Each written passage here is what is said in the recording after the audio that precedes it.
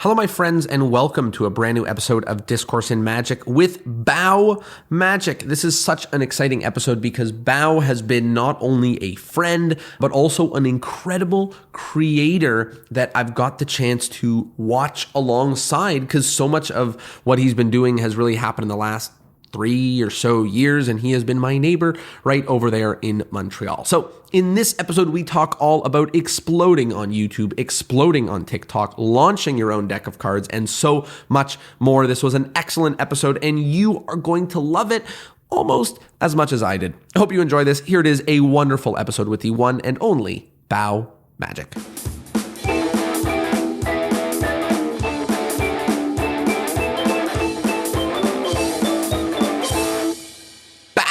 How are you? Hi, I'm good. How about you? I am so excited to be here, so excited to chat with you and talk a little bit about some of the amazing things going on in your world. How you been recently? I've been pretty good. Just balancing things. For those who don't know, I also have a full-time job, and the Bao Magic side is another full-time job on its own. So, really just trying to take some more time for myself and just let my body rest a little bit. I can totally feel you. I think a lot of us had some crazy holiday season, and now January and February, it's maybe a little bit of a month to rest, a couple months to rest before we get back into what's going on. That is really exciting. There's so many projects that you have done, that you've been a part of, decks of cards, social media channels, just pieces that have been really impressive. And I want to get into all of them, but let's go all the way back to the super beginning. How did you get into Magic?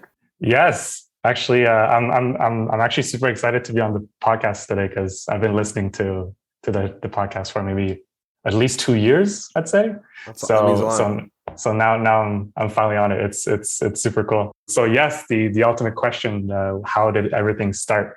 I was around 12, and I wasn't allowed to play video games. I was a very introverted kid, and one day I just decided to browse YouTube, and I was actually wondering if magic was real. I was like, okay, let's see what's the tricks behind these magicians. And eventually I learned a trick, and hey, it's a trick. I was genuinely wondering if it was a real thing, but I picked it up. And then it actually allowed me to just have something to show to people, because I was very closed off, and that was really like a tool for me to just help me interact with people. And then from then on, it just got me hooked. So I'm magic from YouTube. Well, you know what? It's funny that you mentioned that, because, two things come to mind. The first thing that comes to mind is it is so awesome, full circle. You get started on YouTube, and then that is the place where you're sharing a lot of your magic and sharing, what you do with the world, which is amazing. And it maybe is a little bit of a data point against some of these magicians who are really against all of it, so that's certainly exciting. But the other thing that's pretty cool is, you and I are part of the same generation that, whether you like it or not, got into magic with the internet and YouTube and everything. We're the first generation where the idea of you should go to a library and pick out a magic book is ludicrous compared to all that was out on the internet. Do you by chance remember any of those early creators or YouTubers that you were watching? I remember vividly this website, learnmagictricks.org. I think it's still up, but that was really the one of the big sources. But looking back, there's a lot of variety of quality, and there's some things that I like. Definitely, there are better sources, but that's definitely gotten me exposed to the world of magic. Yeah. So what happened from there? You found magic online. You started having a little bit of the confidence and know-how to do magic for your friends. How did it progress from there for you? From there, that just sparked my curiosity to look more into it. So definitely I looked into my library. There were some books on magic. So it kind of led to that. If it gets you interested, then you're going to want to find more and more sources. So definitely books. I found Illusionist. That was a big source of cool magic at the time as well. Even now, but at the time that was completely different from anything that I've seen different than magic, like the typical magic shops that you find. So Yeah. but from there, I just kept performing. I always had a deck of cards. I mean, I think for the longest time I had like a deck of cards from the dollar store with a plastic deck, but I still perform with it almost every day. I was that kid So you perform school. for your friends and stuff at school a lot. Exactly, yeah. And for my friends and for my family, and then I was really hooked. That is so awesome. Before we start talking about the online world, which is where I think a lot of your magical footprint lands, I'd love to hear a little more about the in-person world. What else, anything else that you are up to in the real world, with respect to magic, doing some magic for your friends, sharing around schools, or anything else going on for you in the real world? Or you kind of just started thinking about the internet as the place to go have fun and play with magic? I mean, ever since the pandemic, I mean, I just realized that the way I share my magic, or the way I spread magic, is a lot more scalable online. Like I can reach so many more people by just putting out a video, and then a bunch of people watch it. So, but no, I mean, I still, for a long period of time, I still perform for corporate events. I mean, I started with kids shows, and then eventually like did more and more parties. And I did a lot of corporate events, and even this holiday season, like it started to the live in-person events start again. Yeah, so I was doing that until everything's closed down again. And, before we talk about, online a little bit, the other thing that's really exciting is you're in Montreal, and Montreal is, I like to think that Toronto is like a real Canadian magic hub, but I don't know. I think we lose a little bit out to Montreal. I think especially with respect to, some of the amazing people that have come out of there, and online magic creators. Like, it is hard to top Montreal. We have Jay Sankey here in Toronto, but you guys have like everyone else. So it is really interesting. I don't know why it's a Montreal thing, but I feel like it's somewhat of a coincidence. But maybe we inspire each other, and I mean one of my biggest inspiration is definitely Chris Ramsey. Like I work in this field. Like I work in a digital media agency. I work with the camera a lot every single day, and I have all this skill set. And on top of that, I enjoy magic. So I decided, why not get this started, and look where it is now. Talk to me a little bit more about the Montreal community, like in person. When you were getting into magic, were there clubs and people and things like that you were spending a lot of time with? Not really. Talk to me about hanging out with magicians or the magic community. I used to go to this magic school every Saturday. So Montreal, we do have a magic school. So that's where I met the magicians back then. Wow. There were some lectures, and then eventually, I guess, Spidey, Katerina, and a few more Montrealers, where we kind of have these jams. We kind of host our private jams. So it's a good time. It's more like we connect with each other. Talk to me about the magic school. I don't know that I know about it. Is it through a club? What's it through? It used to. So one of the magic shops. There used to be two big magic shops here: Perfect Magic and Magistral. I went to both, and Magistral. Magispectrum happened to have a magic school in the basement, so that's kind of how I found out about it. And that teacher, Yannick Lacroix, he's a top magician. He's very good at what he does, and that's how I kind of decide to learn, to get deeper into magic and get in-person skills taught. That's awesome. So, I knew about Perfect Magic, but I don't think I knew about the other magic shop, and definitely not about the magic. Unfortunately, they're both no longer open. They don't no longer have stores. Yeah, brick and mortar. Yeah. It is tough. The magic shop thing is very tough, and it's sad to see a lot of them go. And Toronto is still strong with the amazing, incredible Browser's Den, and it's still a wonderful hub here. Would love to visit one day. Never been. Yeah, we'd love for you to come.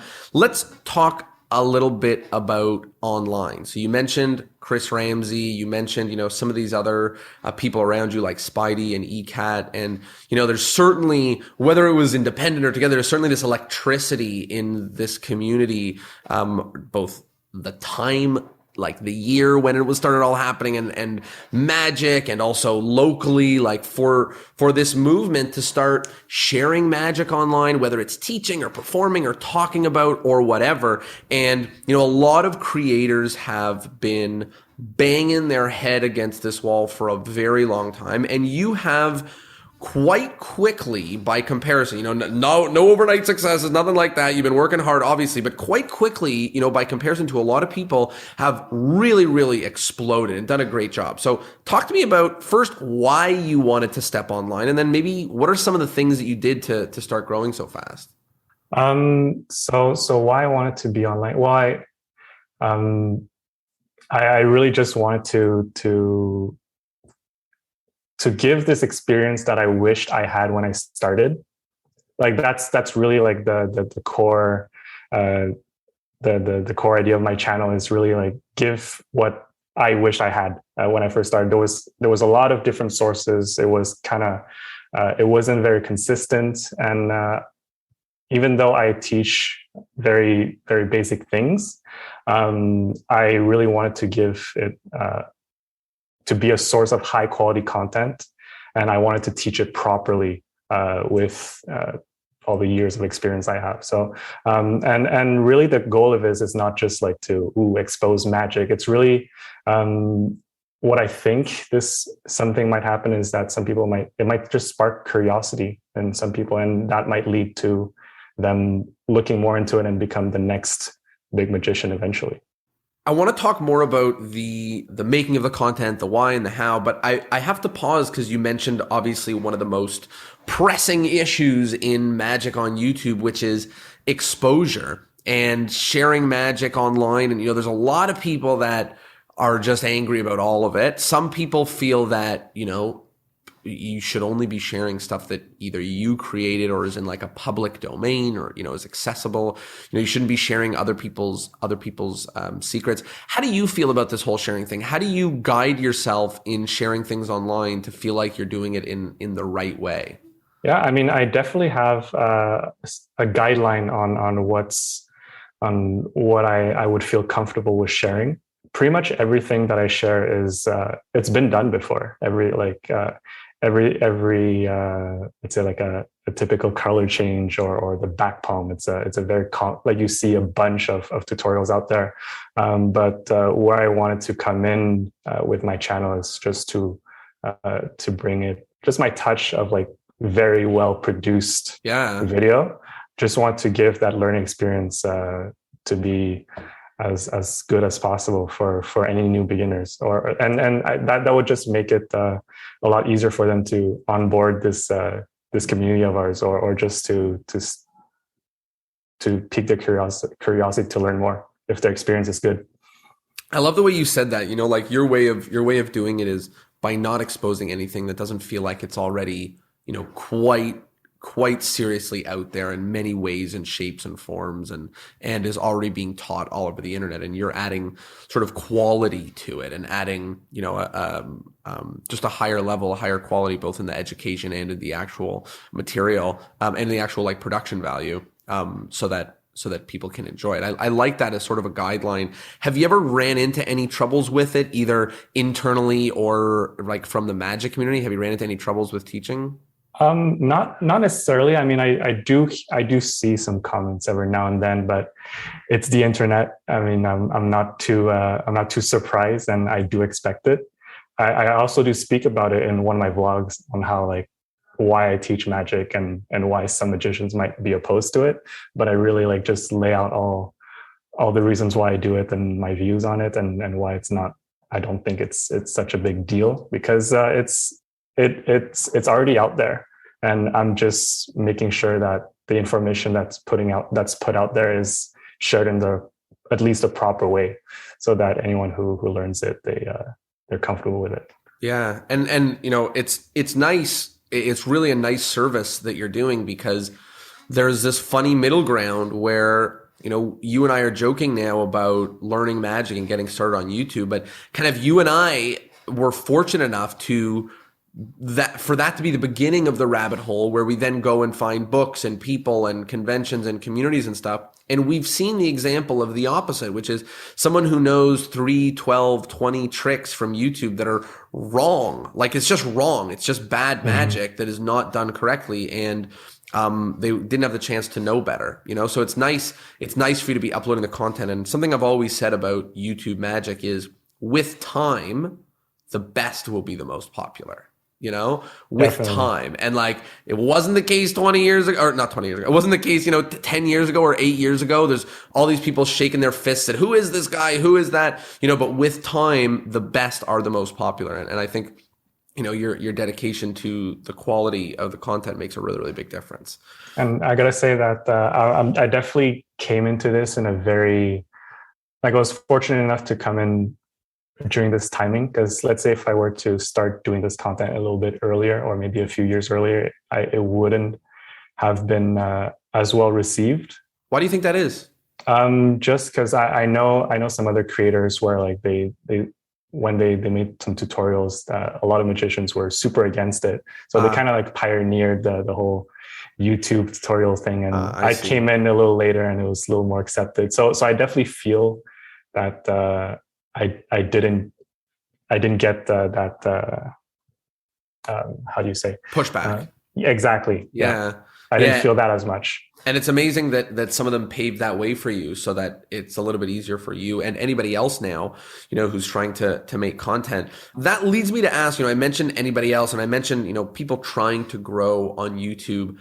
What do you think are some of the top tips for people? And maybe we'll talk about other platforms too, but even just starting with YouTube, what are some of the top ways that somebody can get the kind of growth that they want? You know, a lot of people are struggling. What are some tips you have for young or new YouTube creators? Okay. I definitely have a lot of tips. But really it's I'd say to create content that you like, that people are looking for, and also create the content that people want. And in my sense, I knew when I first started, I still have very limited time, because I know for a fact that I can't do weekly uploads or daily uploads and all that. So I know that, let's say me putting out a tutorial gives more value than, let's say, me doing a vlog for myself. Actually, that's a great way to put it. Giving value, that's a big one. And then on top of that, eventually I learned how to optimize, let's say, like all the video, like all the cuts that I need to do. So really like keep it engaging the whole time. So let's say any video, you got to think of it from the perspective of a viewer. Let's say someone, they see a thumbnail. That's the first thing that they see. So I put as much work on my thumbnail and title than the actual video. To give an example, my most viral video, it's been a year now, and now it's at 1.9 million. I worked on that thumbnail and title before even shooting the video, because, well, for one, if I can describe the thumbnail, it's the video was on teaching a back palm, but the angle that I went with it was it's because WandaVision just came out. Jimmy Woo, one of the characters, he did a back palm. And then people were making the link of Jimmy Woo doing the back palm with Ant-Man and Ant-Man the Wasp, how Jimmy Woo was learning it in the previous movie, and now there's a link to the new series. So people were super excited to find that link, and I kind of jump on it, and I was explaining that link. And then on top of that, I taught how to do the back palm. So on the thumbnail, you saw the face of Jimmy Woo, you saw the face of Ant-Man. And I knew that would get more attention than my own face, because nobody knew who I was. But people would associate more with people that they know. So in that case, those Marvel characters. Two thoughts on this. You know, one is something for everybody to internalize, and then one is maybe a question that I think people are wondering. You know, the first is, I love the comparison between the vlog and the how to back palm, because one of them is for you. You know, the vlog is for you, right? It's you sharing your life in your world, whatever. Not no one, but not a lot of people are like, today I'm going to figure out how Bao spent his afternoon, you know? But a lot of people are going to go, I would love to know how this thing works. I would love to know how that thing works. I would love to be able to do this or do that or whatever. So I think that the way you said, thinking about your audience's perspective, that is super, super helpful. My question is, and a lot of people have asked this to me with respect to other things like magic and you know, a lot of what you're talking about resonates with respect to magic, right? You don't want to just grab a deck of cards and say, hey, here's a way to make the aces and kings change places in a poker. Like nobody cares.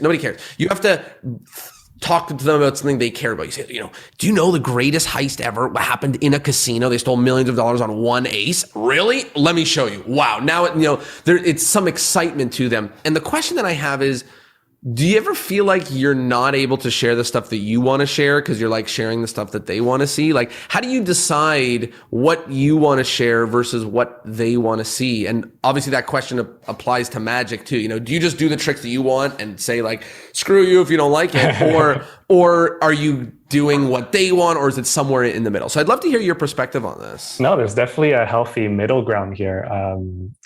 And let's say if we talk about my videos, I definitely enjoy doing vlogs. But when I first started, I knew that I had to start giving value first. And then through those tutorial videos, that's where people get to know me. They get to see my personality. And then to those who are truly interested, then they would be interested in seeing what's up with the life of Bao. So I kind of understood that I had to give value first, so that when I need to, let's say I have a new deck of cards, for example, or I want to share a vlog, or I want to share something that's more personal, then it wouldn't be as random. I wouldn't be just a random person just telling you all that. That is incredible advice for video and for magic, which is like the reason we do the stuff that appeals to them is so that they've leaned in and they're excited and they're moved to care about the stuff that we care about. You know, like the only reason we know about like Adele's deepest song that's like an acoustic version that we found online because we love is because we know about the popular one that had billions of downloads and whatever the case may be. So I love that way of you know, I used to think about with an individual trick or an individual piece, you know, how much of it is for them and how much of it is for you. But I love the way you've put it, which is like, you know, maybe I do a couple of the big things for them so that people who have kind of like me, they want more, they're excited. Now they can see the stuff that I really care about and that I really, really love to talk about. That is really, really helpful advice. What about with respect to getting started? I think that a lot of people talk about that first video and that second video. There's enough advice out there about that, but it's a little bit grueling sometimes. The 20th and the 34th or whatever it is, you know, the 12th, the 15th, it's not working. You do a video. Sometimes you just, you know, you put it out, you're like, people aren't going to like this, but whatever, I'm just going to put it out because I've subscribed to this random death wheel of uploading videos in hopes that it works. So, you know, what kind of advice do you have for someone if they're playing and either it's not working or they're not pumped by the rate of the growth? I would say, especially getting started, that's very important. Like once you get started, then you get a feel of the process and that just the getting started part, that's super important, or just getting it done. Believe it or not, like my that back palm video, I could have spent a lot more time on it. There's a lot of things I could have changed, but I think at the time when I was recording, we had a curfew, so I had a very limited time to record the whole thing, and then in the end, what was important for me is just to get it done. Better done than never done. So that and yeah, it got me a lot more results than I expected. But also once you get started and then you do many videos, find that part of the process that you enjoy the most. Let's say for me, I'm a very technical person. I geek out about light, camera gear. lens and all that. So you see that in my videos, but it's really that process of just setting up my studio space, setting up the whole camera. That's the part I enjoy. And the part where I teach, it's really things that I've been doing for years. So I don't think about that as much. I mean, I do just like I do give you the subtleties and the things I've learned over the years. But for me, it's really just playing around with the camera and the light. So like that's the reason why I'm able to just keep doing more videos. Because yes, over time, it does get, especially if you don't get that much result, it does get tiring. So really find that bit of the process, what makes you enjoy it the most. Yeah, you have to actually enjoy the process. And I think the way you said it there is like, yes, maybe not every bit of the process is going to be a bundle of fun every time, but finding the part that you look forward to, you're excited to, that's like, enjoyable for you is going to make a big difference in pushing through when things do not seem to be working yet, and do not seem to be going very well or going very fast. Something popped in my mind. You were talking about the quality of the videos and you were talking about the value of the content. And I think a lot of people, myself included, try to upload videos that I don't want to say are not great, but they're good. Maybe the content is good and the quality is fine. Or the quality is good and the content is fine. Do you think in 2022, it's got to be like either absolutely incredible quality or absolutely incredible content? Like, is there no way? And I'm not saying like, can we all be mediocre? But I am saying that like, I don't have the camera skills, lighting skills. I don't. The best I can do looks all right. Do you think that it is a mandatory, at this time for your stuff to look gorgeous? Or do you think that is a style and you could do it another way as well? You can absolutely do not need all the gear that you want. That's really just my personal preference because that's the field I work in. And I just like experimenting with all that. But I can definitely tell you that, let's say, for example, Mr. Beast, he has all the budget in the world, but he purposefully used lower quality cameras so that it feels a lot more authentic. And what really gets people to watch your video is whether you're interesting or not, or whether is the story important? Is the story interesting? So it's really in the content. It's really whether the video is entertaining or gives a lot of value, and get straight to the point.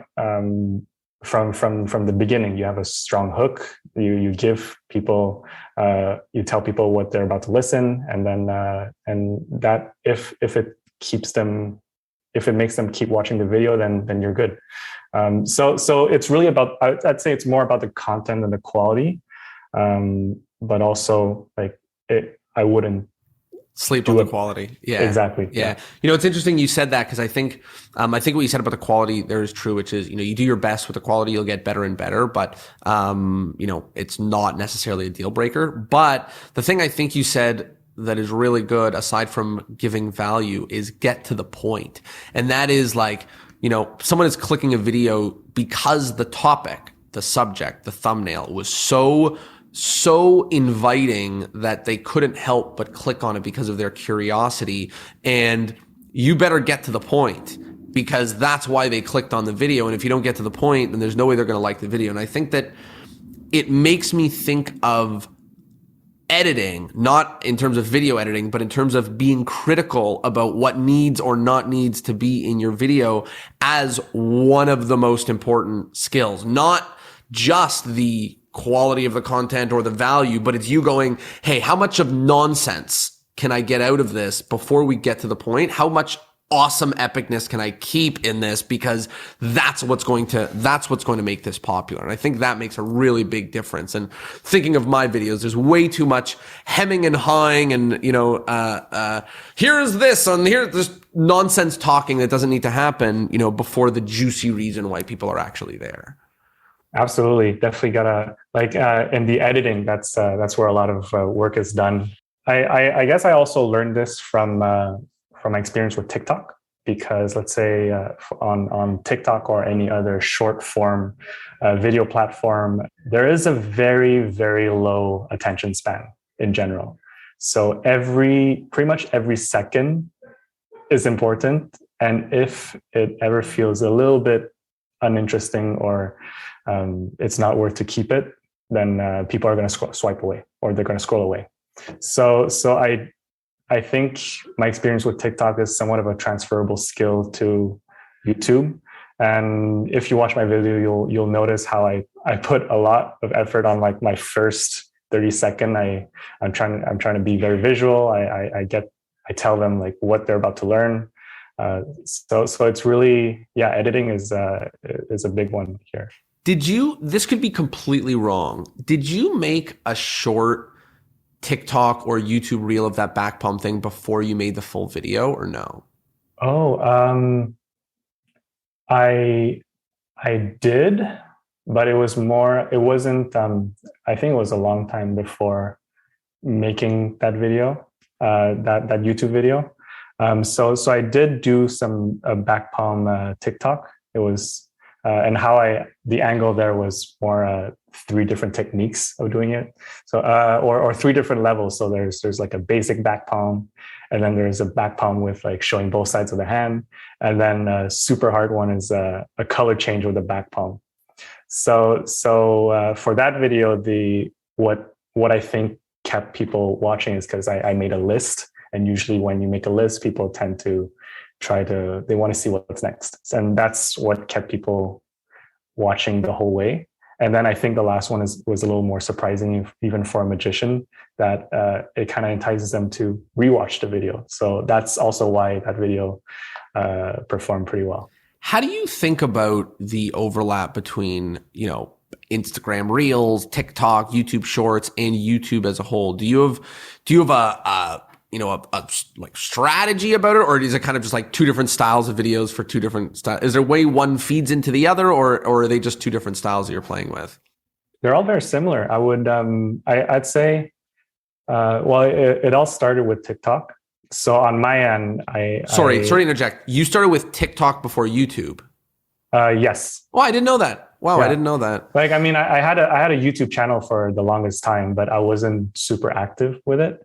Eventually I started to do more TikToks because it's a lot easier to do TikToks. You just need your phone, and what really matters is the content or the story.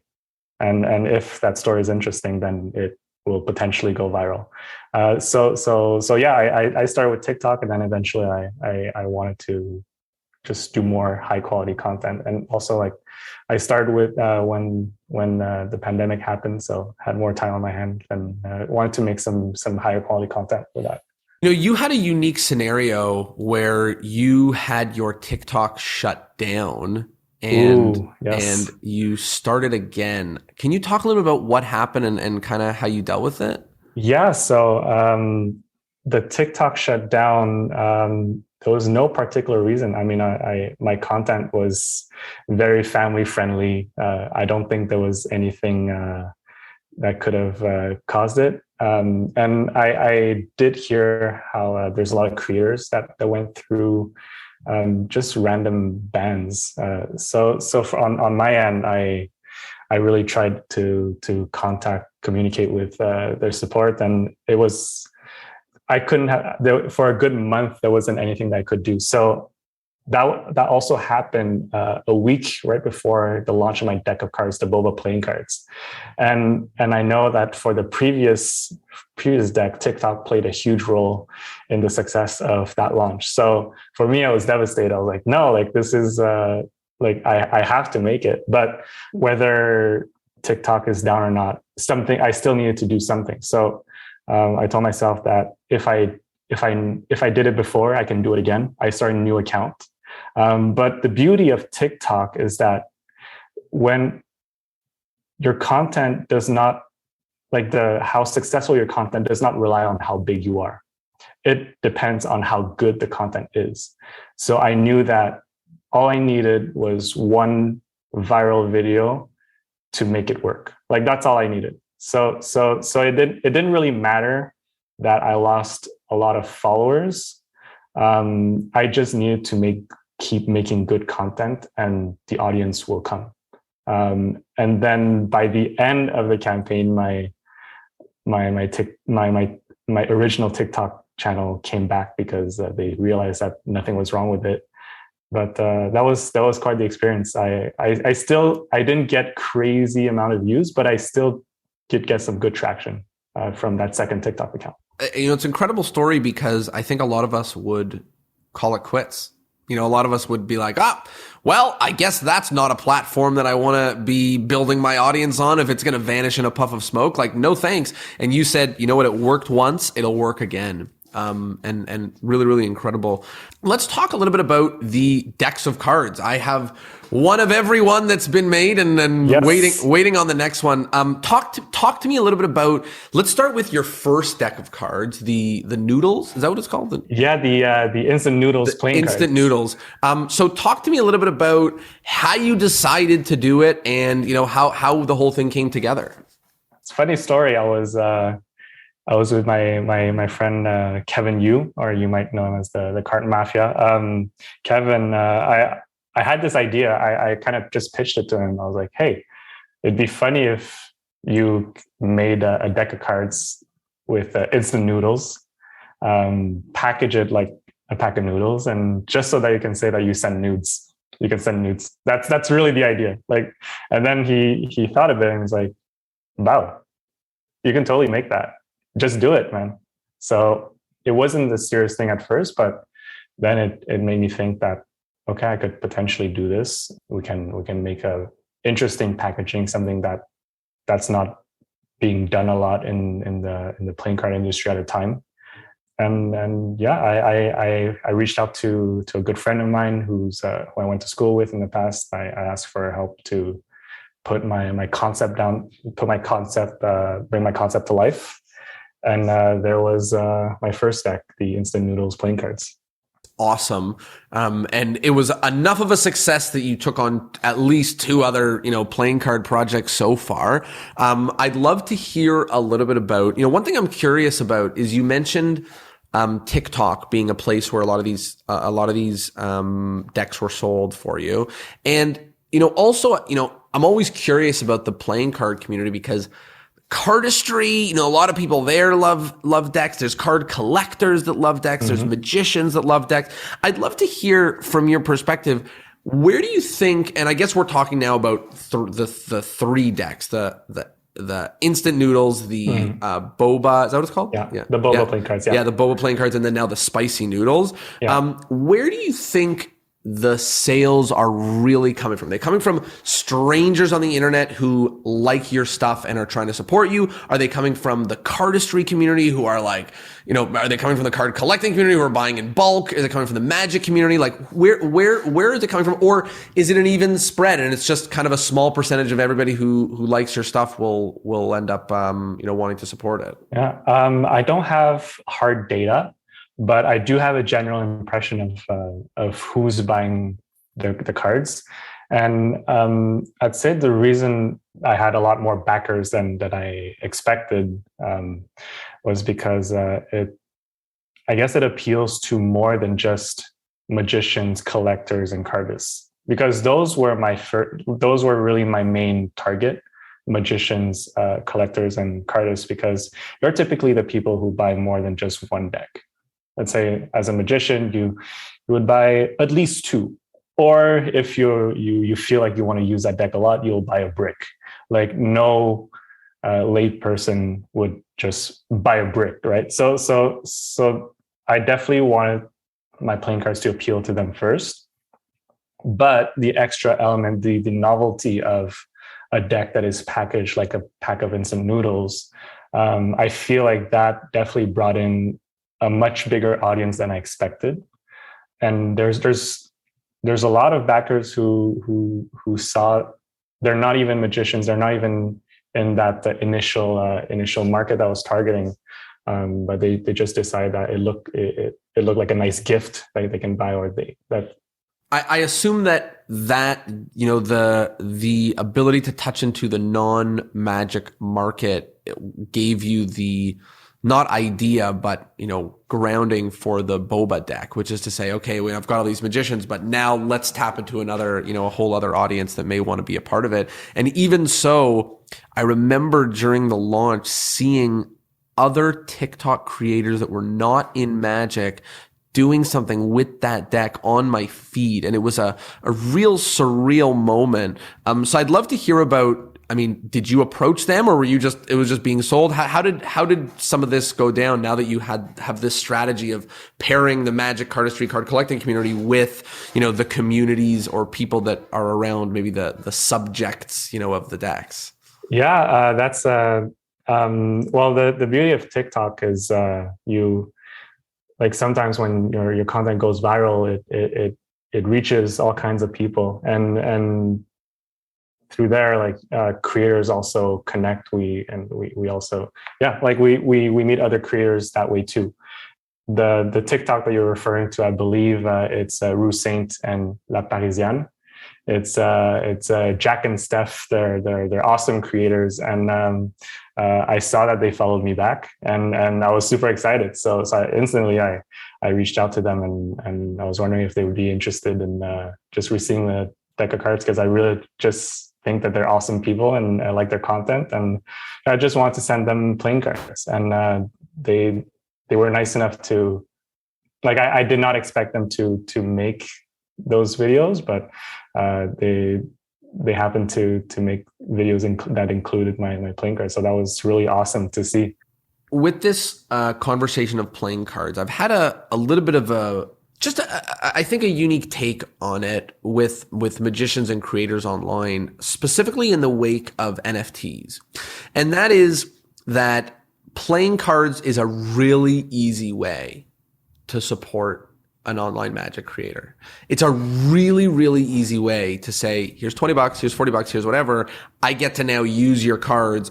I'm supporting you. That feels awesome because I get to support the creator to keep creating, and I get a physical version. Saying it right now, I've got Chris Ramsey cards. I'm looking around the house at different cards that, at some point you're like, yes, I want the deck, but in some ways, sometimes you just want to support the creator, and it's a really nice and seamless way to do it. And the reason I thought of an NFT, even though it's totally out of left field, is it's really popular right now. And the idea of like, hey, I have a badge that shows that I care enough about this creator to support it, I think is really interesting. And especially for people who are thinking about creating stuff online, one of the challenges is that, like, if I'm going to make lots of videos, then to keep myself in business, I may have to sell something.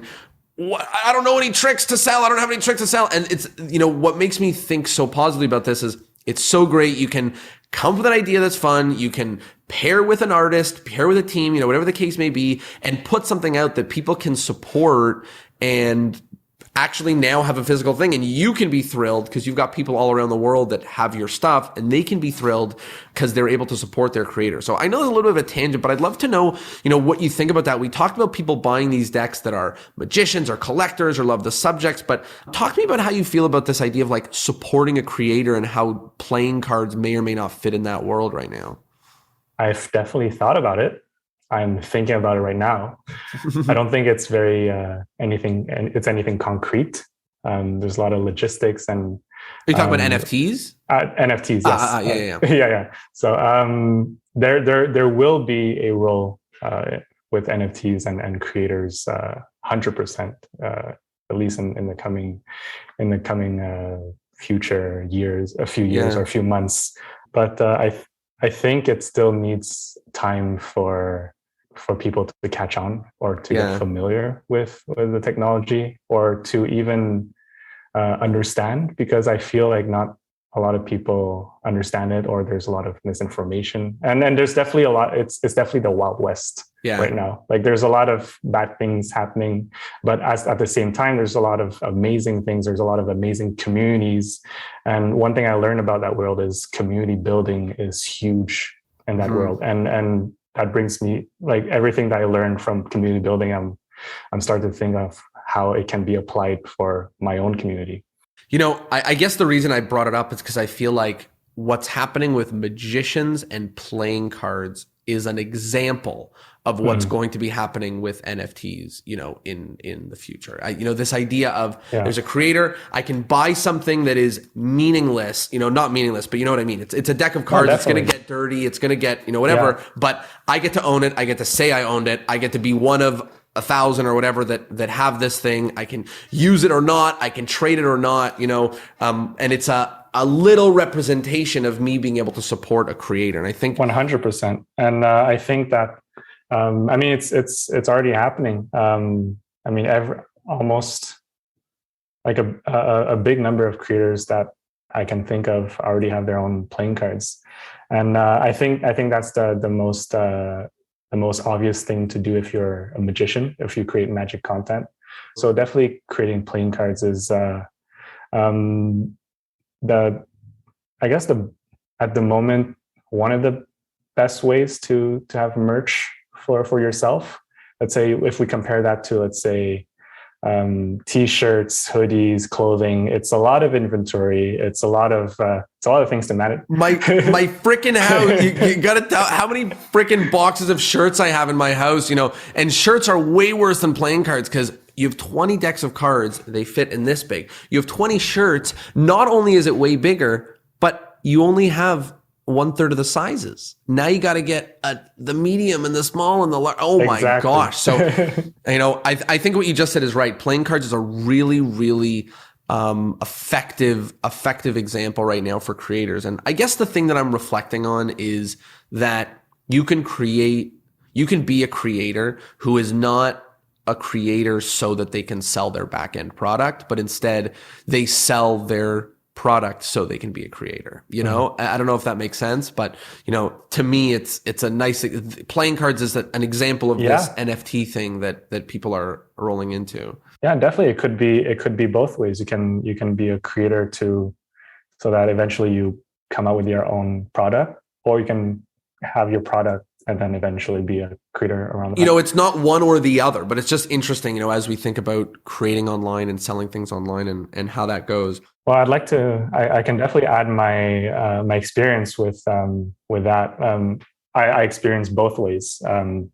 When I first created the deck of cards, I wasn't a big creator, and I don't think I had the intention on growing, at least at this pace that I just saw last year.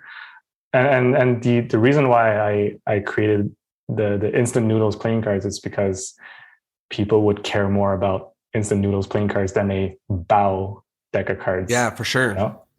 It's funny enough, the playing cards came first, and then the growth as a creator came second, just because I independently decided that I wanted to create more content, and they both work together, which I find amazing.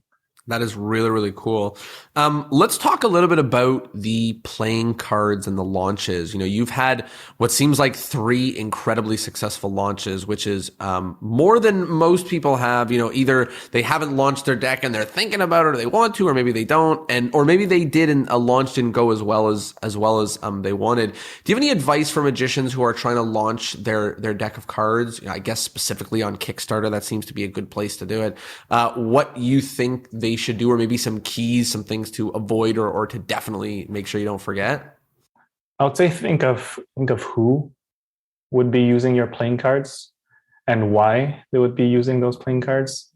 In my case, I'm definitely put myself in a position where I didn't necessarily need to link my name to the playing cards for it to be successful. Let's say if I were to do the same approach as Chris Ramsey, do the Bao Hoang deck, nobody would really care about the Bao Hoang deck, especially when I first started. So definitely think of the approach and who's your audience. And on my end, I think that focusing for playing cards for magicians, at least just as a start for magicians and and collectors, is a smarter move, because at least there's people who will buy your cards and also like in larger quantities. And another thing is, if you intend on trying to make money with making cards, I'd say it's quite challenging.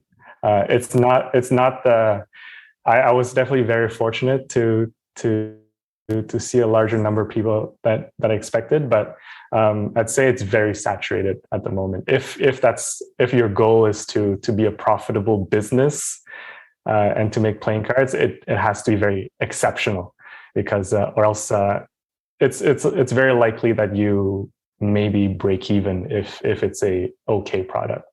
So if you make something, if it's just for yourself, there's definitely like other options you can use. Make playing cards, which I use for prototypes, and they're actually great. I'm really honestly surprised at how the prototypes feel nowadays.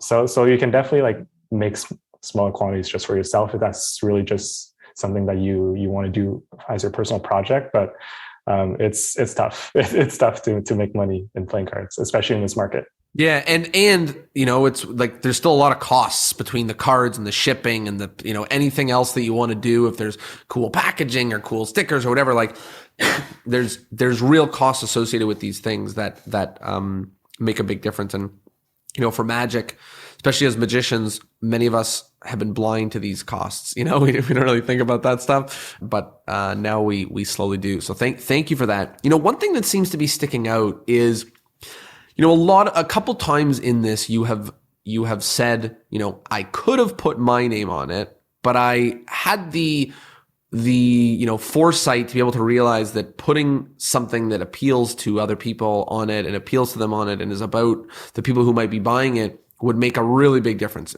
with the back palm, with the decks of cards.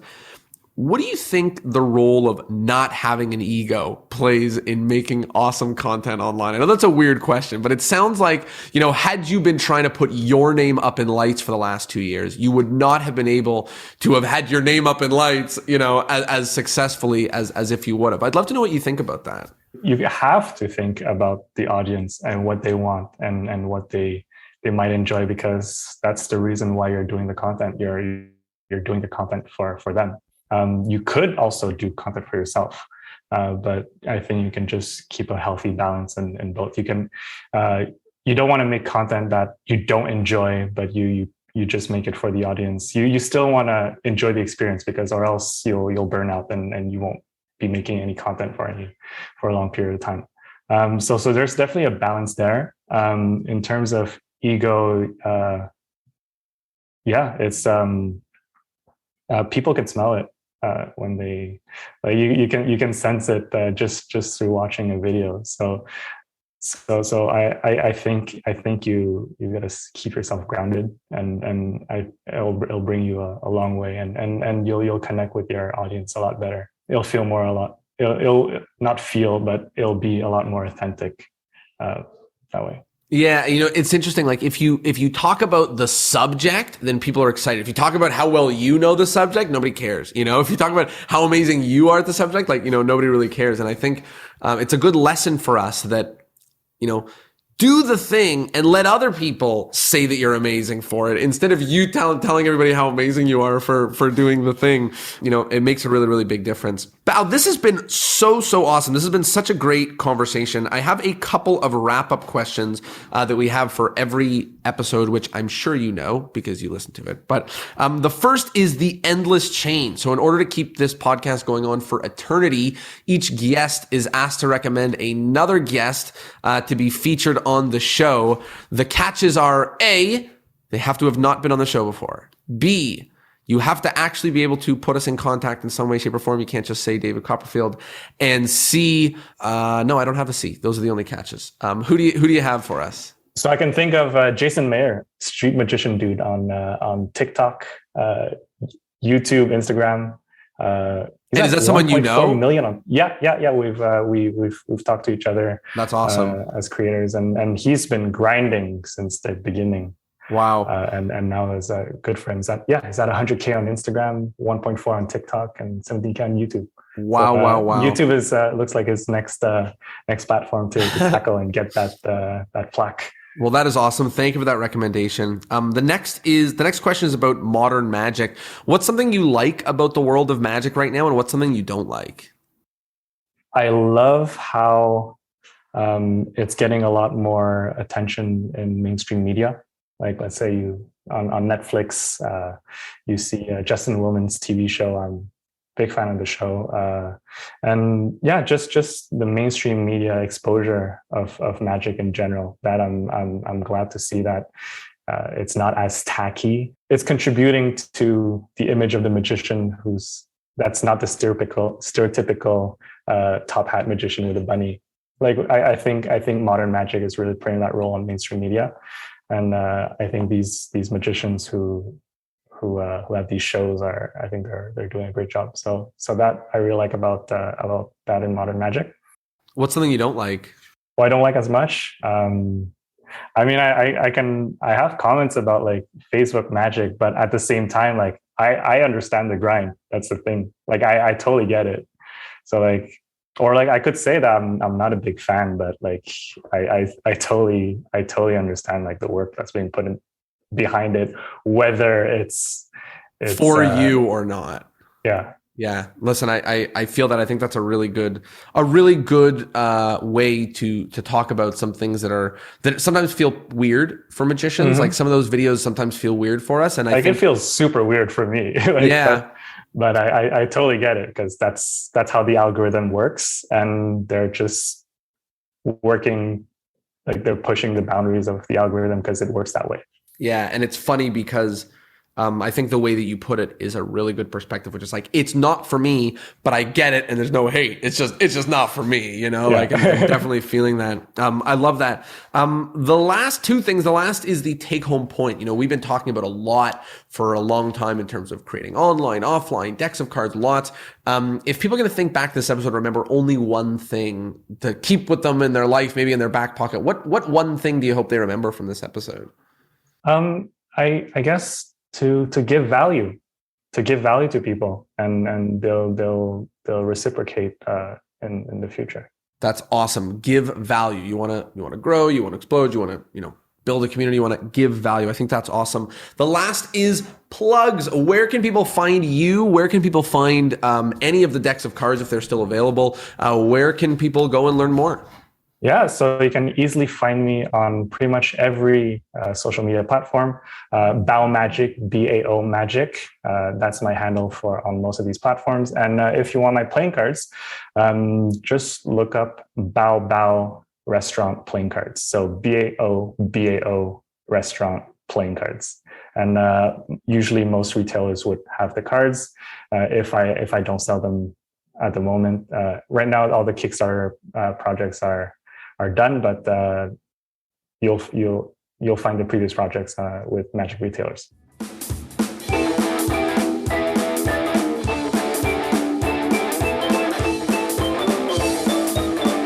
Well, there you have it. I hope you liked the episode, and I hope, of course, that you learned something. Please take a chance, if you can, to go and grab some of his decks of cards, the Instant Noodle, the Boba playing cards, or the Spicy Noodle deck. They are awesome. You should get your hands on them if you can. And if not, check them out on TikTok, check them out on YouTube. And thanks for being here. Pleasure to have your ears, and I'll see you next Thursday. Peace.